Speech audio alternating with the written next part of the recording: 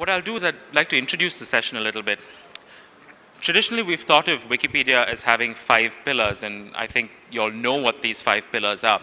But what we're hoping to do through this panel is introduce 3 additional pillars for Wikipedia, or rather for an active Wikipedia community and an active Wikipedias in a country. And these 3 pillars are generally open content, which is governed by copyright law, and on Wikipedia we use Creative Commons licenses to get around this. Open technology, which on Wikipedia is MediaWiki, and it's again openly licensed and is regulated by both copyright and patent law. And the third thing is really open society or open collaboration, and that is regulated by multiple laws, some technological laws, some of them are the Constitution, and many such other free speech laws. We have a wonderful panel that's missing 2 people, which would have made it an awesome panel, but it's still fantastic. In brief, Prashant works with the Software Freedom Law Center in Delhi, and they work on issues of patent law in software. Anya works with the Internet Freedom Project. Did I get that? Sorry? Sorry, with the Internet Democracy Project, based in India and Southeast Asia, and looks at issues around the freedom of expression on the internet. Raman is a policy analyst at Google and handles these things in his daily capacity, in his official capacity, but he's also a lawyer and interested in areas such as these. And we have Arjuna, who's the president of the Wikimedia India chapter, and has, over the last few years, interfaced with government around openness in many aspects, be it fonts or content. The way we'll structure this panel is Raman will anchor and moderate the panel. Essentially, one more speaker is expected, Professor Jha from the IIT, who is the lead for Creative Commons in India. As soon as he comes, he'll join the panel as well. The idea is really for each person to talk a little bit about their experiences and how it could relate to Wikipedia and the Wikipedia community in India, and then we'll open the floor for discussion. We have about 1 hour. Thank you.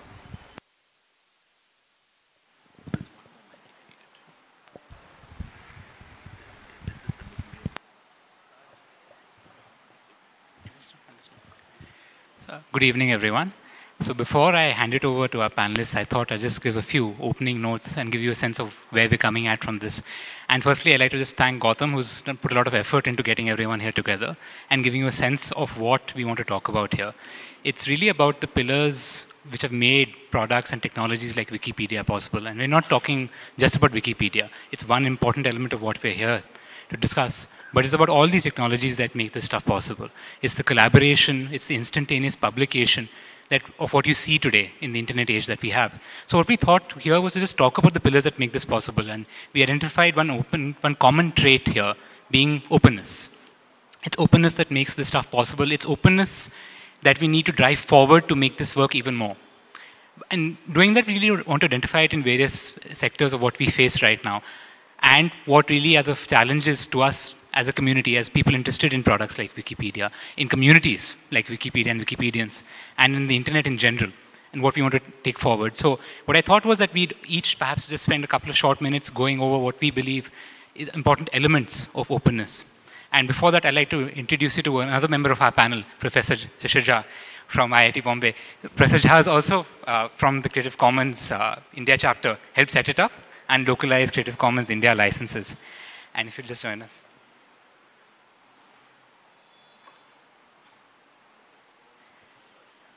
I'd also like to just pass on the regrets of another panelist, Gopal Shankar Narayanan, who's an advocate in Delhi, who unfortunately couldn't make it here because of what you might be aware, problems with open skies and our aircraft routings these days. So he couldn't make it. But going back to what we're talking about here, we'll be going into various prisons of openness, and I'll help moderate the discussion. And we'll have lots of questions and answers, but what I'll do right now is leave it to each panelist to start, to give a short 10-minute rendition of what they believe are concerns about openness. And as Gautam mentioned, we're looking at it in terms of openness with regards to policy, openness with regards to knowledge, and openness with regards to governance. And each of us have our perspectives here. And then afterwards, I thought I'd try and steer it, put some more points together, and then perhaps open up for more questions and have an open, direct session. It's an open panel, and we'd love to have engagement for you all, even though it's a bit late in the day. But with that, I'll give it over to Prashant.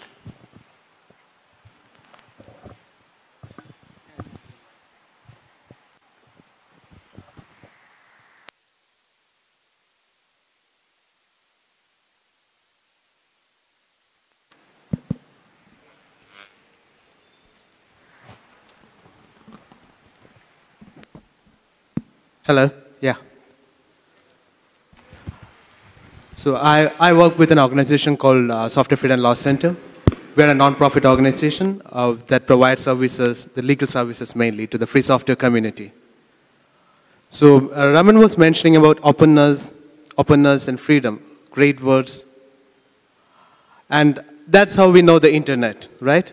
About openness, about freedom that we enjoy on the internet. But the problem that we are facing right now is that we are losing this freedom. Across the world, it's happening. This freedom that we enjoy so much, the content that we create, our ability to create free content on the internet, to let everyone enjoy that content on the internet, that kind of freedom. Now we are losing that freedom. I'll try to discuss more on the topic of how we are losing this freedom and what we can do to really reclaim this freedom, to regain this freedom that we are losing. How the internet is changing, how it was supposed to be, and how it is changing now across jurisdictions, across countries, and how we can really reclaim the freedom that we are losing.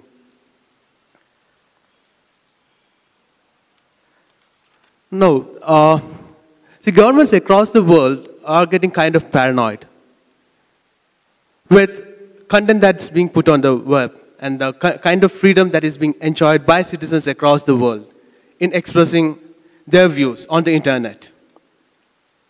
It has happened across countries, whether you take China, whether you take the Egypt, the Middle East nations. Recently, we had the issue in Italy. I think most of the Wikipedia members, the Wikimedia community will be aware of what happened in Italy. The government of Italy, they proposed a legislation called the Wiretapping Act. And the Wikipedia community responded to it. Their administrators took a decision to block the entire Wikipedia site in protest against this Wiretapping Act. The issue was that intermediaries, when we talk about intermediaries, these include maybe sites like Google, Wikipedia, and maybe Facebook, Twitter. These are the platforms that makes it possible for you to communicate on the internet. So, as per the Wiretapping Act, they could hold these intermediaries liable for content that is posted on the web. So the Wikimedia community in Italy protested against this. Now the same thing is happening in the US. They have something which is proposed called the SOPA, that's the Stop Online Piracy Act. And protests are happening across the globe in US against this act. Now these are proposed legislations. But let us look at what is happening in India. We have something called the intermediate rules, which are already in place, which were notified in April 2011. These rules are restricting our freedom to post content on the net. This is again going to affect our right to privacy. When the government can really take any information that the intermediaries have regarding you, regarding the mail that you posted, regarding in any information that are hosted by these intermediaries on the web. These are real issues which are affecting our freedom on the web. The problem that's happening is, governments found it very easy to control the traditional media. It was a centralized system, so you really know from where the content originated. So it was very easy to control the media. But once you have the digital media, the process became very decentralized. So you and I can create content online. So it's very difficult to control what each and every person posts online. How do the government do it? So they get hold of the guy in the middle. So that's the intermediary. The person who provides the platform. That could be a Google, that could be a Facebook, a Twitter, maybe a site like Wikipedia, which provides the platform. There lies the problem as such.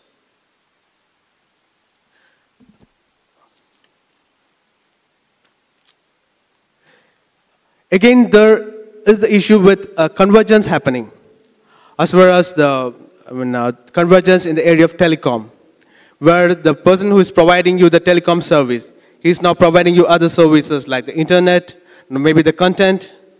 So you are putting too much of powers in the hand of one person or one enterprise. So he is controlling all the resources, and he could control the way you access the internet. For example, your telecom service provider. He may not be interested in you using a VoIP service. That is a loss of business for him. So there again raises questions of net neutrality and other things. Where people are restricted, they are not supposed to access some services, or they reduce the speeds of some services. So that is again another issue. So what we are facing right now is the problem of our freedom being restricted online by the government, by maybe some enterprises. Again, there's the question of privacy, where you have centralized databases where all your information is lying.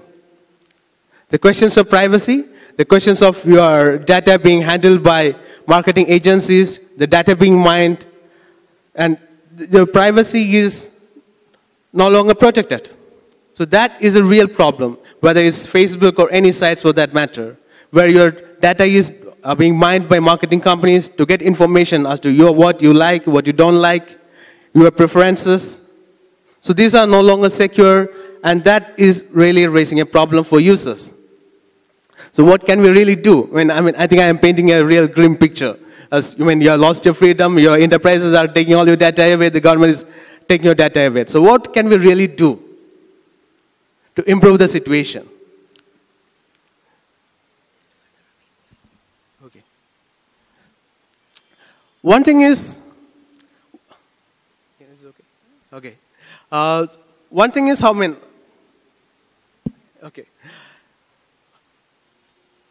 On the technology front, what can we do? How can we ensure that your data is not with the government, not with enterprises, how this data can be protected? That is why we have a project called the Freedom Box, which ensures that your data is encrypted and kept. This is like a personal server that each and every person can use at home. This will be the size of your normal router, which you can really plug into your wall socket, and this will be your database, which will take care of your mail, the secure mail, your social networking applications will be there. It's essentially a Linux server, which will have all applications built on top of it. So once you have such servers, that will help to ensure that your email is protected, your social networking experience is protected. Nobody can really snoop into your data. So that is one project that we are working on, and we would like developers among you to contribute to it. Let's have more of the discussion later. Then I'll give it to Anya. Thank you so much, Prashant, for that. So as Prashant pointed out, there are many threats to what you might be facing today in terms of the freedom that you have on networks. He identified free speech and intermediary liability as one of them. Namely, what threats can be made to the platforms that make internet speech possible. He talked about network neutrality, concerns that sometimes the way telecom markets and telecom business models are being structured may cause harm to the fact that you can right now innovate without permission on these networks. You don't need permission to run a Wikipedia. You don't need permission to run a Twitter. And there may be some futures, it may not be guaranteed, but there may be some futures where you'll have to take permission from your telco in order to do that. There are also other projects that Prashant mentioned, like Freedom Box. And these are all parts of our larger conversation. To build on the fact that these are core elements of free expression and the larger discussion that's going on, I'd like to now invite Anya to take this forward from the Internet and Democracy Project. Thanks, Raman. The Internet Democracy Project kind of found its birth in this global contradiction, or at least the way it's put seems like a contradiction, as if the Internet does lots of very positive things in authoritarian countries, and everything is kind of perfect in democracies, who then have to go, at least in terms of freedom of expression, bring the mission to authoritarian countries. Our sense was that actually there's a lot of changes that are happening within democracies as well as a consequence of the internet, and that we should look at that in a very systematic manner. The case I want to talk about today is of the intermediary due diligence rules that were issued in India in April 2011, and which quite a few of you might have heard of because it received quite a bit of media attention. There is nothing like talking about freedom of expression in a meeting where a freedom of expression incident happened. So let me start with the small incident that took place yesterday about this map of India which didn't follow the prescriptions of the government, that's correct, which the BJP youth wing didn't agree with, and so they protested. Then the question that kind of did the rounds here was, so should it be taken down or not? I think Jimmy Wales took the stance that no, because you have to be able to take a stance in a dispute, you have to be able to know all sides, so it should be allowed to stay. But I think quite a few people that I heard here at least also said, well, no, because the laws of the land should be followed. I think the intermediary due diligence rules kind of show very well how the internet is complicating a lot of the ways that we were used to doing things, including a lot of the regulations we had, and don't make them quite as effective anymore because of a new context. So what do these rules say? They say that any intermediary, and I think Prashant has already gone into what that means exactly, so I won't go into the definition here, but any intermediary, and so that would include Wikipedia, Wikimedia, should take down or should take action within 36 hours if they get a complaint and possibly take down that content. That in itself is a problematic issue in the sense that there is no redress mechanism in those rules, which means that if under the rules I file a complaint with Facebook, and if under the rules Facebook kind of gets a sense that there might be reason for that complaint to be justified, they kind of have to take it down without asking me my opinion if I'm the person who posted it. The second thing is that it actually outsources taking decisions on freedom of expression, which really should be taken by courts, to private parties. And most intermediaries will have very little stake in defending freedom of expression, because we should never forget that for all intermediaries, or almost all intermediaries, their first reason of existence is to make profit. And you don't want to risk your business on account of freedom of expression. I think we've seen that globally. On top of that, what's problematic about the rules is not just this issue, but also how it kind of opens up a whole new range of expressions to censorship.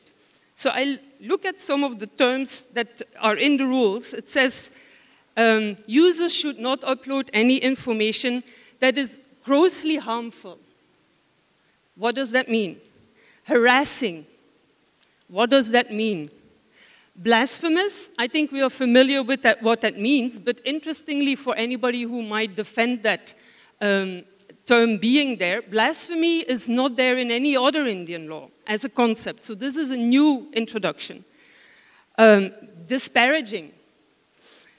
You are not supposed to impersonate anybody, which means that the person who runs the Twitter account, Dr. Yum Yum Singh, and I think we all have a sense of who that impersonation is of, strictly speaking is not allowed to do so. So there is no distinction between whether that impersonation is harmful, whether it's just for satire, etc. You're also not supposed to put up anything that is insulting to another nation. What does that mean? That we can't be critical of US policies? So there is a whole range of terms that are being introduced in these rules that are extremely vague and make it very difficult for any user to know anymore whether they're in the right or in the wrong. So at least I think in the case of the map, it's kind of clear what the stance is. But with many of these terms, you don't know anymore. And the problem for, I think, a community like Wikimedia is that this has the potential, for example, to really impact the kind of discussions you have on your talk pages. Because for a lot of the discussions that I hear about, or even I've been following in particular the page on Cast for quite a while and seeing how it develops. And in the beginning, I thought that was offensive. Clearly, it has evolved. And so I think, in that sense, Wikimedia as a community shows very well the value of having debates, of disagreeing, and through those disagreements moving forward. In a way, the the rules have the potential to make that impossible, because anybody who takes offense under any of these vague terms could file a complaint and put an end effectively to those discussions. Just very briefly, how I think this ties into a larger discourse about the internet. When people say, even about the map, even though it's very clear there, rules such as about that map have come into existence in India. If you look at the parliamentary debates, the constitutional debates just around independence are extremely interesting to look at. If you look at how restrictions on freedom of expression came into place at that time, it has a lot to do with the fact that India had just gone through partition. The leaders had a very clear vision, or at least Nehru had a very clear vision of where he wanted the development of the country to go to. And so a lot of the restrictions were put into place to make sure that in that particular context, with all its challenges, that it would be possible for the leaders to put India on that particular road of development. As a consequence, you have a certain acceptance of censorship in the country. And I think that is true not just of the government, but also of civil society, and not just on the right, but also on the left, where you regularly hear calls for banning. And I think what the internet is doing is showing increasingly that that kind of policy to deal with dissent is becoming increasingly untenable. It means, first of all, that you will have to police many more expressions, which is almost impossible. But also, I thought the beauty of the internet was that it gives many more people the chance to speak. And so I think the rules are kind of almost a symbol for the crossroads that, at least in India, for us, this is a symbol now of that crossroads, and where we decide where will the internet go, and in a way also then, where will freedom of speech in this country go. And so I hope that the Wikimedia community will join forces with that broader community that has been trying to ask Parliament to request the government to rework those rules. Thank you.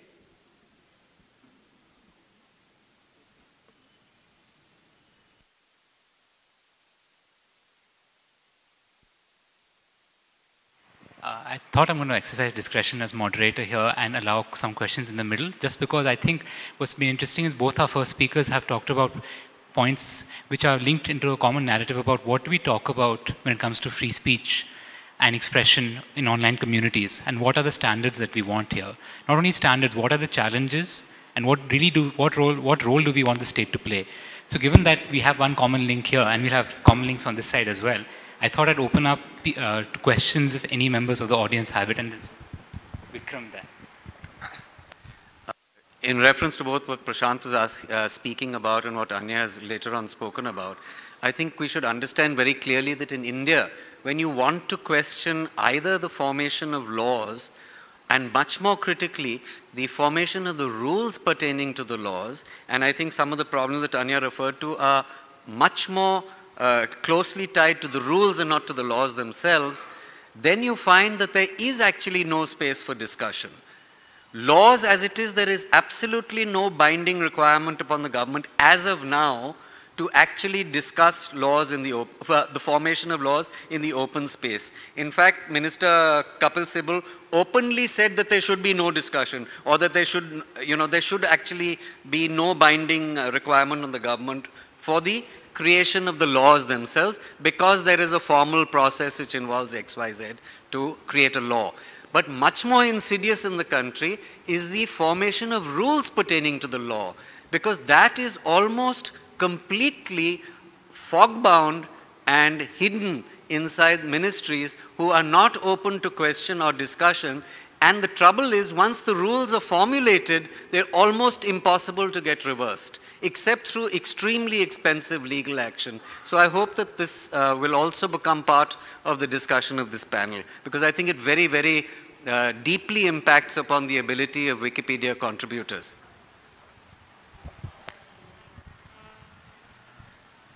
Just one sec.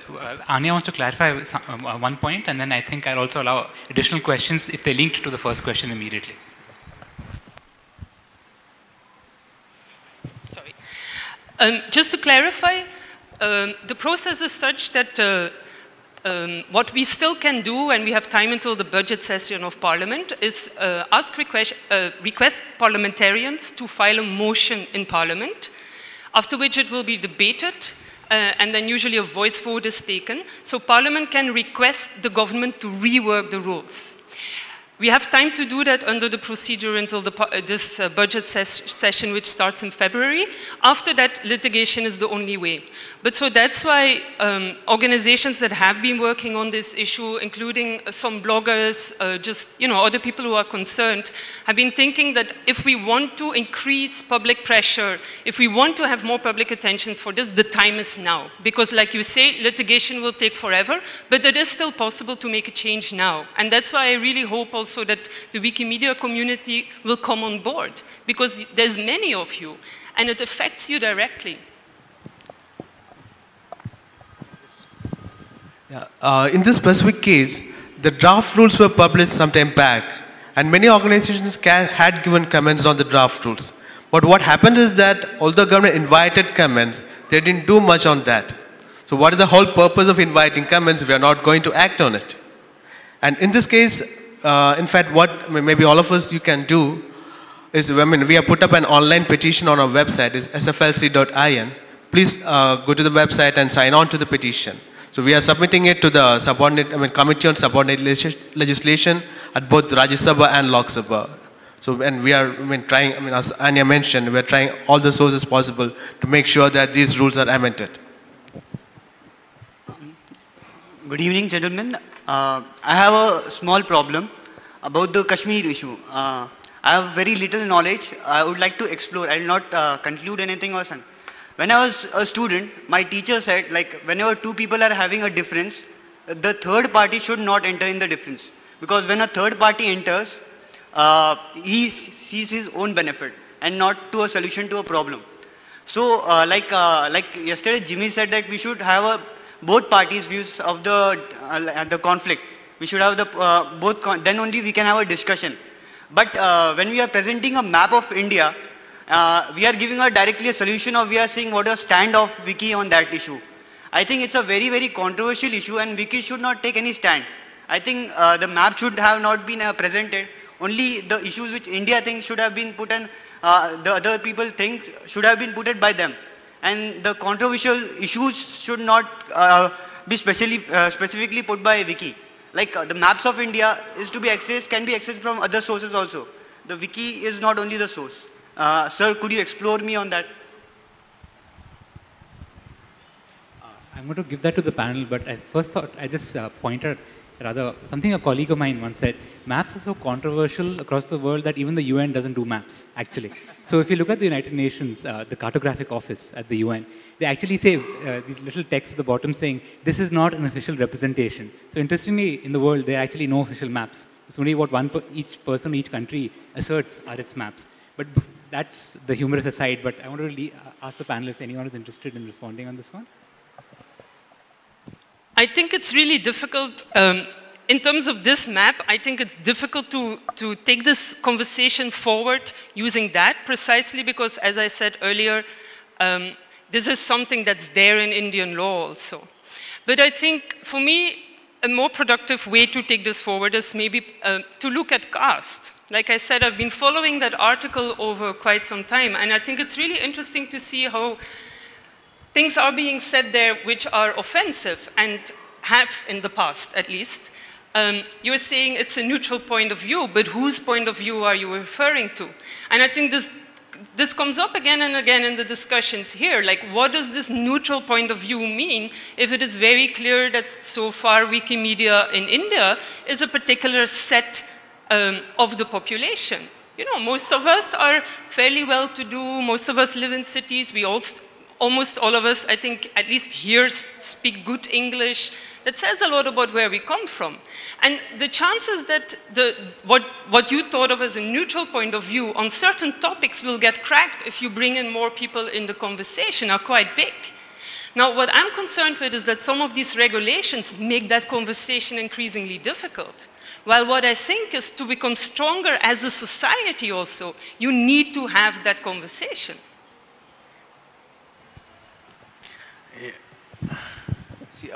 See, the whole idea about intermediaries is that they are providing you just a platform. So if the internet has progressed so much, there's a lot that these intermediaries have contributed. So across all jurisdictions, there's something called the safe harbor provisions. So these intermediaries are given a safe harbor so that they can operate peacefully. So here the problem is that the safe harbor is given with this condition that you do the policing. So there's a carrot that is dangling in front of you saying that you do the policing. Then you get the safe harbor. So it's like the intermediaries are forced to control the users, you and me, in posting our content, doing anything online. That's the whole issue. Like. See, this discussion which we're doing about freedom of expression, the amount of laws which we have in this nation and the rules and the regulations, if they all get implemented, this conference will not be possible to be held. What I'm saying that freedom of expression which I have seen worldwide is not even available to the extent what we have in this country. If you talk of United States, if you talk of China, if you talk of UK, if you talk of Germany, freedom of expression is terribly compromised. When you talk of freedom of expression, you got to be talking, in fact, when you talk of that, parliamentarians got to be approached and they need to be told. Now, a sizable, what percentage of the population wants these rules to be changed? Now, let's say 2%, 3%, but we have the huge population of this nation is not even aware of what rule. Their lives are being decided. Their behavior would be regulated by these rules, but they're not even aware of it. And if you look at the parliament proceedings of late, what sort of discussions they have? The technical legislations which they enact, they don't even discuss. Nobody is discussing what does it mean, because the quality of discussion has gone so much down. If you look at vis-a-vis what is to be the discussion of the quality of the discussion in the parliament in 50s or 60s. In today's time, a technical legislation is so easy to be passed in the parliament. Nobody knows what goes on, where and how. So, but at the same time, I mean, few of you would move to the parliament and parliamentarians and say, hey, you change it this way. But the idea there is that, as Bikram was suggesting, that, the parliament has some system in place for an enactment to be changed, for an enactment to be brought in. And that system is fairly detailed in the procedures. Parliamentarians, at the end of the day, they are elected representatives. Take it or leave it, but then there is no other way. 1% of the people, 1% of the population says, these rules got to be changed. Who are we? We don't have the legitimacy to ask them to change. And then when you talk of freedom of expression, the community interest and the interest of the individual, they got to be weighed side by side. Freedom of expression, freedom of speech, which is controlled by Article 19(1)(a), that has restrictions in 19(1)(g). So the restrictions need to be seen, and vis-a-vis those restrictions, the rules are made. So you don't have much space to oppose a legislation as long as it is conforming the rules and the Constitution. So I thought I'd exercise my discretion here and respond to some of that, because it links to the overall theme also here about openness and policy. So several comments are made about how Parliament can look at these processes. What is the system there? Can we change it even further? The interesting thing is, as with perhaps most democracies, there are tons of things in a democracy that aren't used and are used only people push it. That's the point of a democracy. It's only when people ask do things get done sometimes. And one of those things is that Parliament, for example, in India, actually has a considerably powerful role in looking at the executive. That's not just calling government to account every week when Parliament is in session, but it reviews regulations passed by the executive. Unfortunately, in any modern democracy, that involves thousands of complex regulatory instruments, but it can choose to look at these. It can look at petitions. More importantly, MPs can talk about these things. And what's interesting is, even in a country like India, where many people are yet to go online, we're getting lots of people online. Yes, nearly 100 million are online now, but many aren't. But even then, parliamentarians in our democracy have asked questions about the net and democracy and said, what is the government doing here? That's one aspect of it. The second aspect was an important question about the fact that there are restrictions in any democracy on free speech. There are restrictions globally as well, and that's true. But one important thing to remember is free speech is global, even more so with the internet. But it's global since 1947. Every country that's part of the UN, including India, and India's been a champion of this, has said everyone has the right to free speech and expression without frontiers. That means that whether it's books, television, or mediums of communication that haven't been invented, your rights are protected there. What's interesting to note is that the UN and India at the UN has been saying that the internet deserves as much free speech protection as can be given. And what's even more interesting is restrictions on free speech. And judges always say this, and putting this on my non-practicing lawyer hat. Article 19.2 is always interpreted strictly, whereas Article 19.1a is interpreted broadly. Because judges and the framers of India's constitution, as Anya pointed out, and people who've been involved in this space, I noted, by the way, there's an LLD board here. People have been given honorary degrees in law. Many of these fine gentlemen have pointed out that you must protect free speech and expression by carving out restrictions very specifically. And that applies to any regulatory document as well. So I just thought these are some important things to keep in mind. And I think there's one more question, or shall we move on? One last question, then we're going to move on. I'd like to offer a slightly contrary viewpoint. And I need to explain my viewpoint by saying that I'm a small businessman. Now, every small businessman in this country, if he's operating and if he's survived for more than 1 year, is breaking more than one law.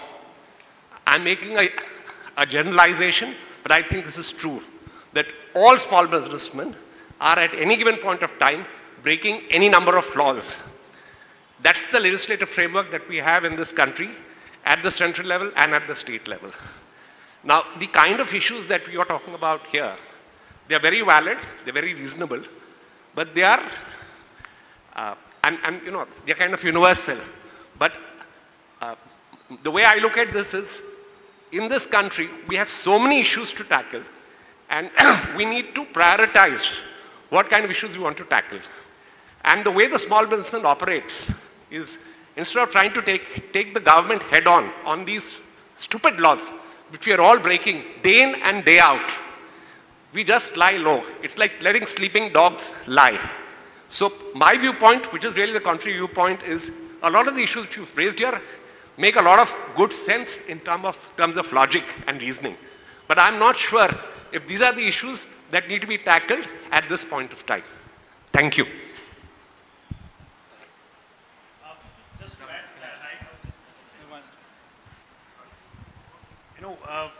When this Lokpal committee, which is being considering different suggestions, I, representing IITians, we sent our understanding of Lokpal and different suggestions we gave.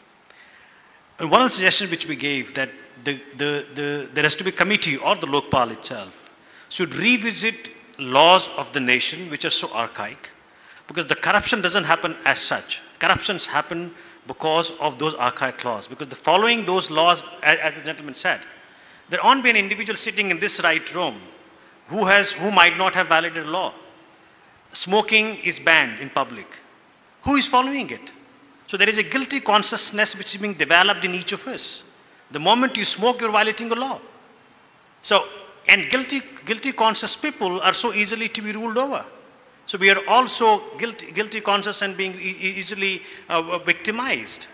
So in addition to what you propose of these rules to be looked into by the parliament or parliamentarians, if possible, you can use your offices that let the government set up a committee to revisit those archaic laws which were framed by the Britishers to rule over us. Britishers they were here to rule over us.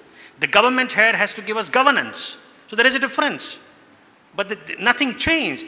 Only the offices and the color of the people ruling in this country changed. So I'm going to move on to the other panelists now, but I wanted to note that, in fact, it's been every 3 years somebody's pointed this out, that you need to have a commission to review colonial laws. And India's own law commission has said it, I think, 3 to 4 times. But on that note, I wanted to point out that there are many other factors of what we want to go into this panel today. And one part of this, and this is also linked, it's part of law, but it's part of what governments sometimes do, is openness and knowledge and how you collaborate. One important element of that is how you communicate.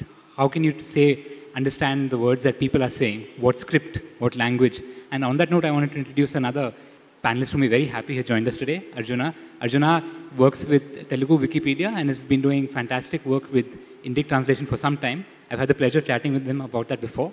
And on that note, I'd love to introduce him to all of you. Thanks. First, kind of let me say that my knowledge of this law and is kind of limited.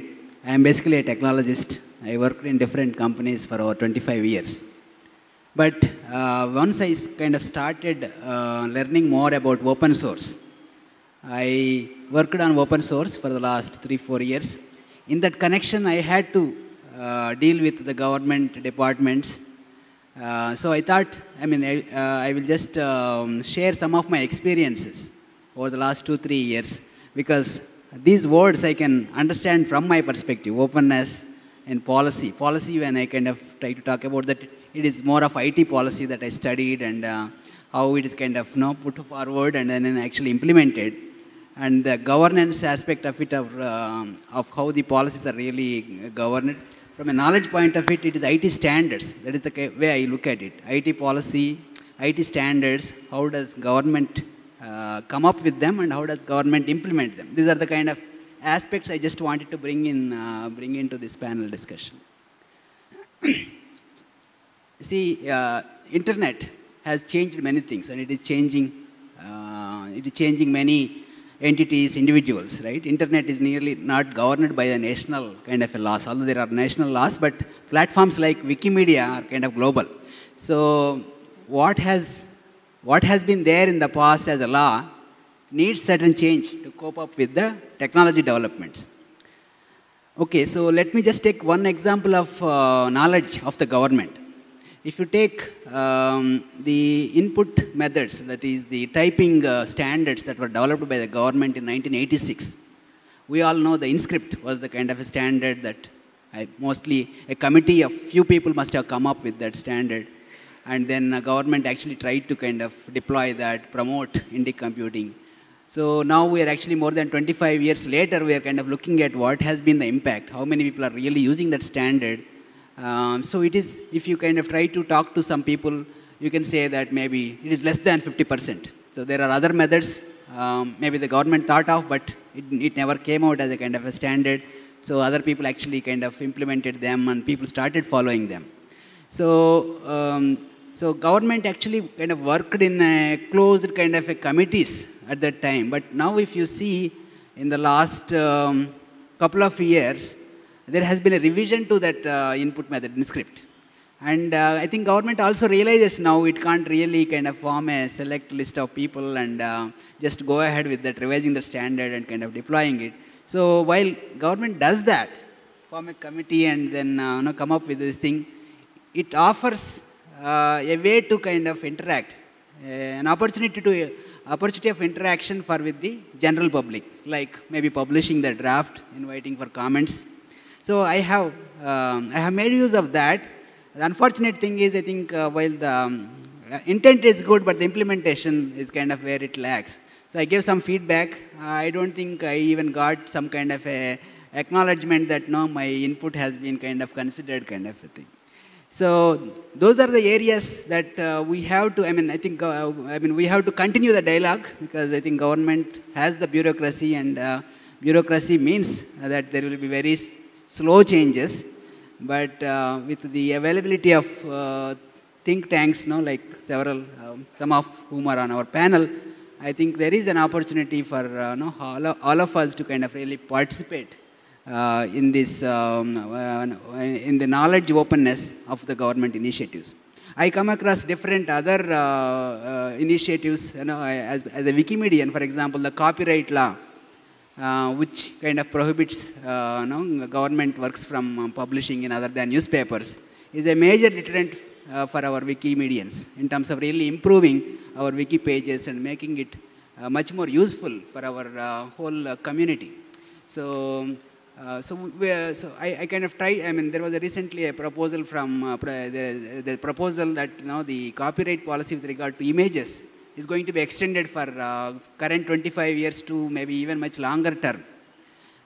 So since, although some organizations have actually attempted to kind of do some outreach and contact, I don't know how far that has been successful, but I think since we have, if we have a sizable community which is contributing to Wikimedia projects, I think if we can really formulate and deal with the government, I think we can certainly enable the changes that we want to see. That is the way I kind of look at this knowledge aspect.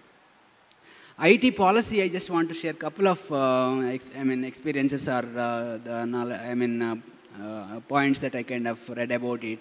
So IT policy, most governments support open software. Open software usage in the government departments, promote open software in all their dealings. But when it really comes to implementation, it is not exactly kind of what they want to do. Our governments make decisions, okay, we will use BOSS software for schools, let us say. And then maybe the next government changes and then they kind of say that proprietary solutions can be used as well, kind of a thing. The dilution happens when it really comes to implementation. So it is policy and governance actually is much more kind of a difficult than a technology kind of a topic. Being a technologist, I kind of find it much easier to deal with technology-related thing. But in order to really have an ideal impact on the society, we all need to be aware of the kind of policy and governance issues. So I think these policies need to kind of change, and I think we all can actually play an important role, because government actually realizes, all over the world actually, it realizes that it can't really operate in a closed way. It has to kind of engage with the stakeholders. So we have examples of some government redrafting their constitution. Every document there should be some kind of an expiry policy. We just heard from some of our audience, we are kind of living under the laws that were enacted by the British to rule our country. So, if we have to really think of some of the laws that are going to be created, we really need to have a set time period to review those laws. Because the technology changes things so often and in so unpredictable kind of ways that it can actually impact all of us. I think these are the few thoughts that I wanted to share. Thank you so much, Arjuna. Interestingly, in fact, Britain does review its laws on a time basis. The UK House of Commons at least now says that every new law they create, they will review it by their department in 7 years to see how it's working, especially laws on technology, on the digital economy. So these are interesting models. Governments are doing these things. But as you mentioned, governments try to promote openness as well. And besides governments, there are other policy measures to promote openness, particularly when it comes to knowledge. So on that note, I wanted to invite Professor Shishir Jha to talk about that, particularly about policy ways to promote openness and knowledge and the role that copyright law plays in all of this. Thank you, Raman. Good evening. I want to talk about two things. One is about control over resources, and particularly control over resources in the, what I would call the knowledge economy. Right? At the heart of this control is the issue of property. Right? Property in the older sense was physical property. Property in the more contemporary sense is intellectual property. Right? So the heart of the control issue of property. And the second thing I want to talk about briefly is the question of what is the raw material in this new form of property. Right? And perhaps try to weave them together to present something at the end as some conclusions. So to think about control and property, I'd like to take you back to 1988. This is the beginning of the Uruguay round. And you have, the CEOs of pharmaceutical industry, the proprietary software industries, the music industry, movie industry, and all of these larger industries which are all aligning and sort of collaborating to bring TRIPS into the agenda. And it was brought into the agenda. Many developing countries were screaming and they did not want it, but nevertheless, it was a fait accompli and we had it. But what is intriguing is that even if you will, from 1995, when WTO came into force, from 95 to the present age, 15 plus years, I would suggest that, intriguingly, at least in terms of information, the copyright agenda is. So when you have something which is at the heart creating a problem in the knowledge economy, one needs to begin to understand why older, even within the information knowledge economy, why older patterns of legislation, etc., are not working in the way they were meant to work. I'll come back to the issue of property in a minute. The other part of this interesting puzzle, I think, is what constitutes the raw material for the knowledge economy. I would submit perhaps it is either software as the code or genetic codes. So it's the code which is really the raw material on which you have other layers like Wikipedia is a layer that is being created as a public good on top of free creation and free production of code.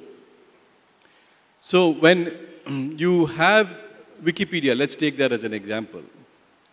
Wikipedia is a public good and also something that Steven Weber, I think, has made a very interesting sort of argument that Wikipedia is not just a public good, it is an anti-rivalrous public good. Not just a non-rivalrous public good. When he says anti-rivalrous, he basically means that the utility of that knowledge increases the more it is used. Right? And that is true about Wikipedia, it's true about open source software, perhaps it is true about open source journals, it's true about open source drug discovery. So what's happening is that as we create, and what also people like Benkler, etc. have said, as the infrastructure allows for more and more people all over the world to contribute to the creation of this free code for which you barely need some infrastructure, you need a device, and you need access to the internet. With increasing free creation of the code, what you're beginning to do is challenge, in a way, I'm not saying there is an OWS moment necessarily right here, but occupying Wall Street, that is also a challenge to a certain understanding of property. But what you have is, interestingly, if you begin to, at least I feel it enriching to think this way, that the creation of this free code is going to the heart of the enterprise which has rested its argument so far on proprietary coding or proprietary enterprises. So Weber takes this argument even further, and I would agree with him when he says that things like Wikipedia are also contributing towards the redistribution of global property resources. In the sense that as there is more content in Telugu or more content in Indian languages, or perhaps if you want to say non-northern languages, southern languages per se, what is happening is the distribution of resources is happening at a pace and in the hands of people who otherwise do not adhere to corporate command and control requirements, right? So you're not coding for Microsoft, you're not coding for IBM, you're coding for a different interest and a different need. So if you combine the issue of the initial intent behind TRIPS, which was to exact more and more rent from all over the world, which is happening perhaps, and if you combine that with the fact that you have increasingly the possibility of an open coding infrastructure available, which is lending itself not just to software coding, but also lending itself to open content, it's lending itself to open source drug discovery, many other ways that you can use that code, and the layers on top of that, information layers. When you combine these two things, I find that perhaps you begin to think that there are alternative possibilities emerging, which that set of people or set of industries which mandated or putting TRIPS into the agenda could not really anticipate. Right? So clearly, the openness and freedom of contributing or what perhaps can be called peer production, I think has, and I would like to read into it, an optimistic future. Why? Because there is something happening at a layer which is beneath what the governments, perhaps in Indian context, I would say the governments are not yet ready to grapple with. We went to, I'm also involved with Creative Commons. And just as a brief aside, we went to the ministry to talk about Creative Commons as something perhaps useful for the project which is the NMEICT. They heard us out, to be fair, but the question was, somehow Creative Commons does not align itself with copyright. And I thought that question begged a deeper lack of understanding about what Creative Commons means, right? Creative Commons is basically, if you want to, enable more and more collaboration and sharing of educational content, which is at the heart of the NMEICT, which is National Mission for Education using ICT. At the heart of that is to share. Copyright is standing in the way, right? So I think governments also need to be educated that, as you're saying, one set of legislators come into place, or the people, and then you have go back from free to proprietary, etc. So I think the understanding of the importance of an infrastructure which rests itself on free coding and open coding, given the arguments I was trying to make very briefly, given the time shortage. But what I'm saying is property is altering, the nature of coding is altering. I think that is to our advantage. We should take it. And that is the foundation, I think, of a certain kind of openness. Thank you.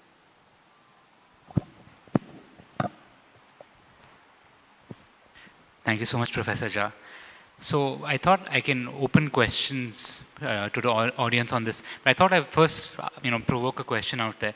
Does anyone think that Wikipedia would have been possible without policy battles on copyright?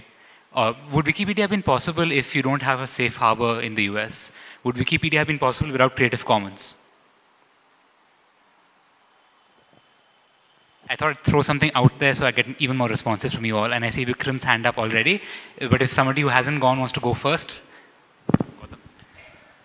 So it's a good thing you asked that question, because the question I had for the panel is, you'll have broadly and sometimes in passing touched upon possible impending dangers to Wikipedia in India, be it intermediary liability, be it IT rules, be it I said the question I had to the panel was that you'll have broadly and sometimes briefly touched upon nascent challenges to the nascent Wikimedia movement in India, be it the issues of intermediary liability, be it issues of government copyright and the lack of openness of educational materials, or in general sometimes be it of policy paralysis.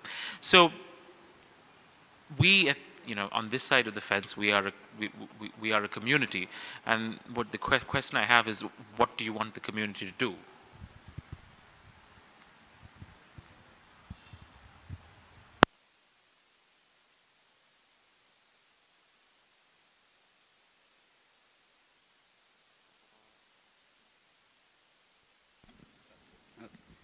I think Gautam has a valid question, what the community should do.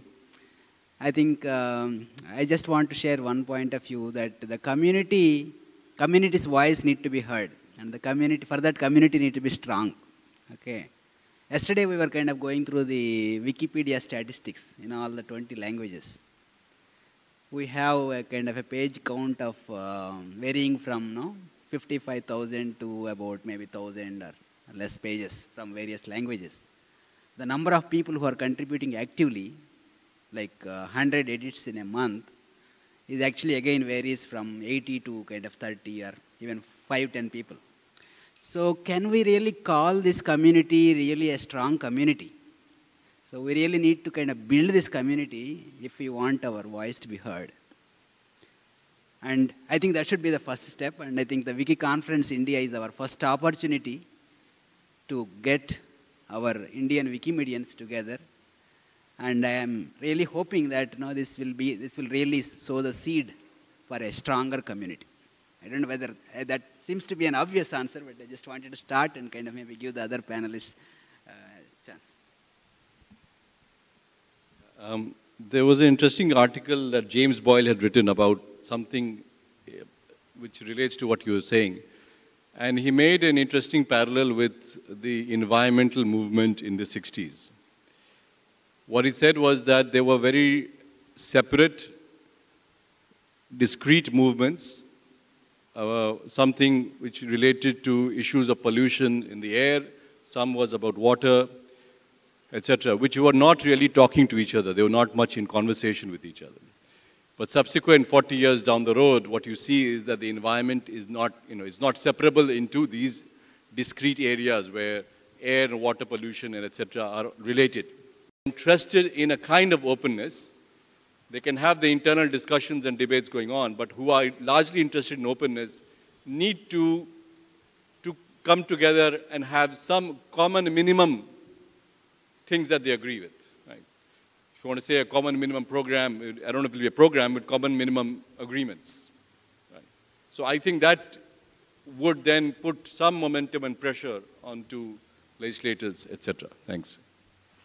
So I'm going to give it to the other two panelists as well, but just I wanted to add on to what Dr. Jha mentioned. So he talked about common minimum program or agenda, and this isn't something which is in the air. Other communities are doing this. So for example, in Brazil, communities across Wikipedia, universities and government have come together to create their own model law. They said, not just model law, they said, we want to put in a set of frameworks that promotes openness, whether it's open source, open community sharing, open knowledge, or just free speech. And they call it something far more poetic, Marco Civil. It literally means a civil rights framework for the internet. So that, of course, is a distinct legislative proposal. They actually want their legislator to enact it. But you have these multiple standards, you have it on the internet with multiple charters of internet rights and principles. But there are various things that you can do. But what it always involves is different groups working together.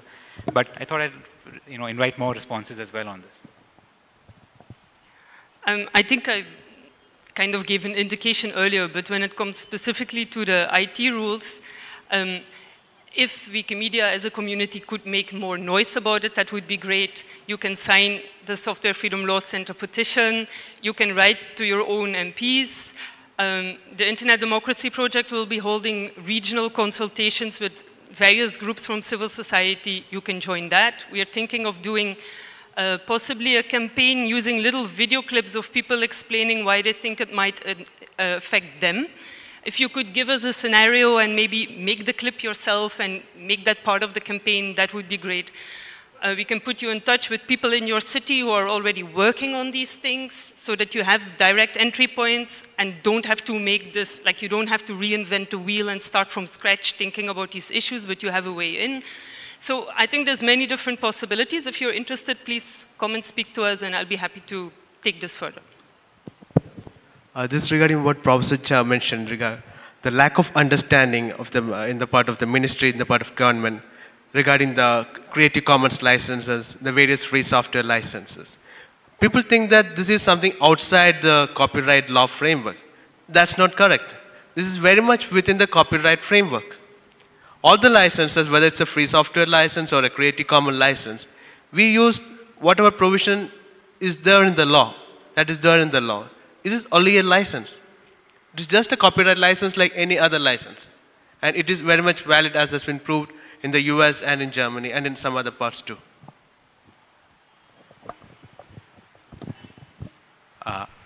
Other responses could be what Babasaheb Ambedkar used to say, and I apologize, I'm getting this quote wrong. Organize, coordinate, and agitate.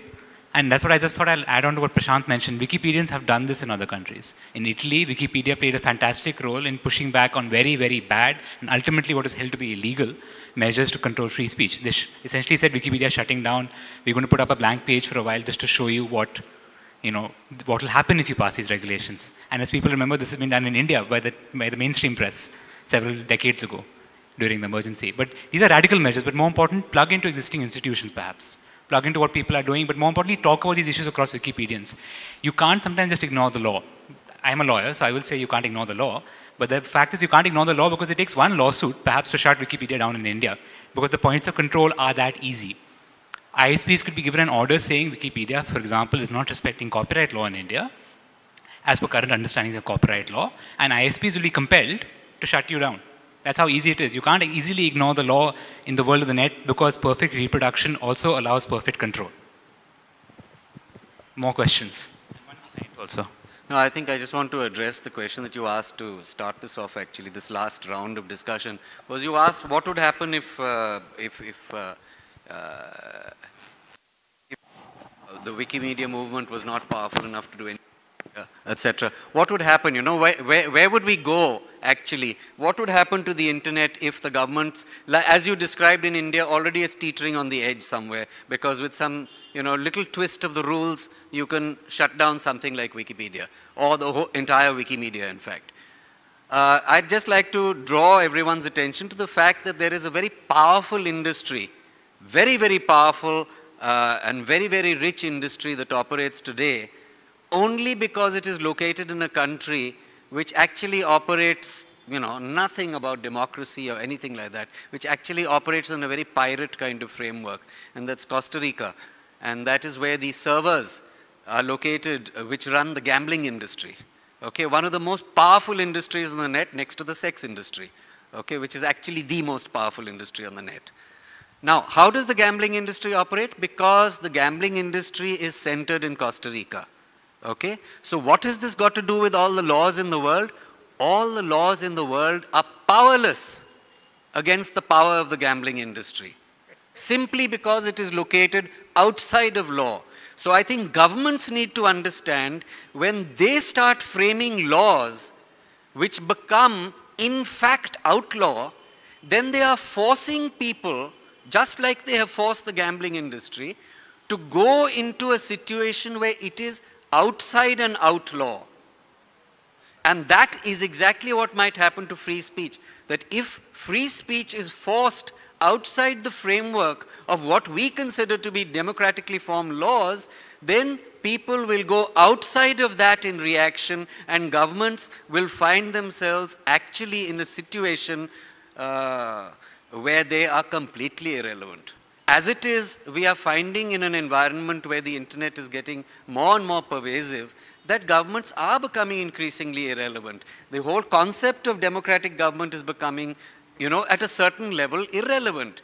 And if government doesn't recognize this, actually the comment made by a colleague here about what happens over here to small businesses, that if government gets completely idiotic about the way business runs, then businesses will run basically as outlaw. Same thing will happen to free speech. Free speech will run outside of law, and eventually we will be forced into some sort of global change where we might come up with a formulation of democracy or of people's representation or something like that, or community movement or whatever you want to call it, which will make today's formulations of constitutional governments and so on completely irrelevant. So governments which are actually trying to protect their shrinking hegemony will find, in fact, that they have shrunk it completely. So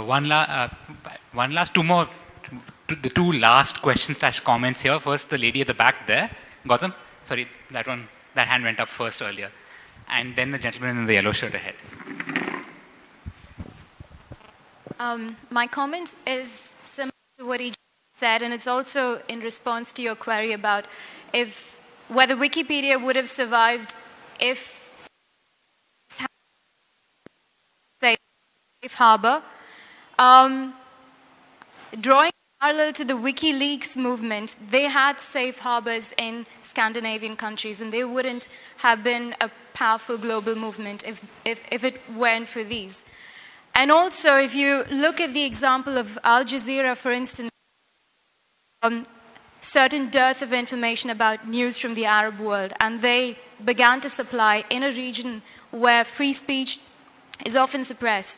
And this, in turn, shook several big media companies into looking at how they viewed the Arab world, and they had to follow in Al Jazeera's steps. So what I think could possibly be in the long term for India is, if a country that calls itself the world's largest democracy tries to stifle free speech, then it would probably be embarrassed, you know, in the future, seeing bastions of free speech emerge elsewhere, and they'll have to step up their game. So I think it will be a gradual process, because it is still a young democracy. So give give it a few years, we could see that, you know, if India has to voice its opinion on a global platform, it will have to step up its game and, you know, encourage Wikipedia and other platforms. History of copyright. Actually, it is a sharing of profit between the publisher and the author. And the copyright ends when the author dies, and after 50 years of his death, any publisher can publish his book. And we are living in a regime where even Microsoft software are all pirated without any legal action against anybody. Because we have to live, and we have already given the right to information to every citizen, as well as right to education being given just now. Just as the Official Secret Act has been almost repealed because of the right to information, so also one day the right to education will automatically abolish the concept of the copyright. Because the right to education, especially the primary education, the literacy education has to be given to everybody. And it is their right. So when their right comes up, the duties will not arise so much extent if the right is rightfully right. If there is corruption somewhere, and more so, I should say that it is always the sharing of profit. Now, if any copyright is being done because of a good and noble cause, then certainly nobody will raise an eyebrow. But if the publisher gets more profit out of a book written by an author, then certainly author himself will point finger to the and go against and sue the publisher in terms of copyright. So it is, the copyright is the weapon in the hands of author. But when we are writing our own destiny in India, then certainly copyright is an obsolete now. Okay. One last comment from the gentleman in the blue shirt behind, who's been holding his hand up for some time, and I missed it there. I'm a technical man, so my points are more like technically oriented. So first thing is like, in the legislature, there are very few technical people, I suppose, and there is a dilemma in technology. Like suppose technology like BOIP and BitTorrent protocol. Since these protocols and these technologies are really beneficial to the end users and the people, since these technologies are not really trackerous, you cannot tap, you cannot you cannot tap people what they are knowledge they are exchanging, and you don't really can control these kind of things, and you don't have good business over it. Those things are not promoted, and there is no clear legislator all over the world regarding this kind of things. And actually like 80-20 principle, and 80% of the legal points are there to facilitate 20% of the business people. And all these kind of things are business oriented, not the end user and the poor people. That's all. And you can see like now ISPs are prioritizing your packets. IP packets have lesser speeds, and the BitTorrent protocols even lesser speeds. Who gave the right to them to prioritize your traffic? You have paid for the bandwidth and you have everything, and you don't know what code running within your computer, and it's all proprietary softwares and all these kind of things. It's like having real freedom is like a parody as a paradox kind of thing. One instance that happened with me is like, I have a friend in Canada. We search the same term in Google, and what we get is a different page. And that's because Google is indirectly knowing what operating system I'm using, what browser I'm using, what region of the world I'm located in. Maybe that is there with the good hope, but another part of the story is Google is knowing where I am and what I am doing. And really, is there anonymity in the internet? Can I protect my identity? Can I be safe from the tomorrow? I'll be safe if I can share something. Who can guarantee that? These kind of things are there, and yeah, that's all. Thank you. Thanks. So at that, I'm going to stop just because Gautam's been giving me indications that time is up. I'm just going to give one last thing, any of the panelists, if they have any ending comments, and I think we'll be then done. But any ending comments? I know Anya, you had one. I just wanted to respond to some of the comments this gentleman made earlier, but he's on the phone now.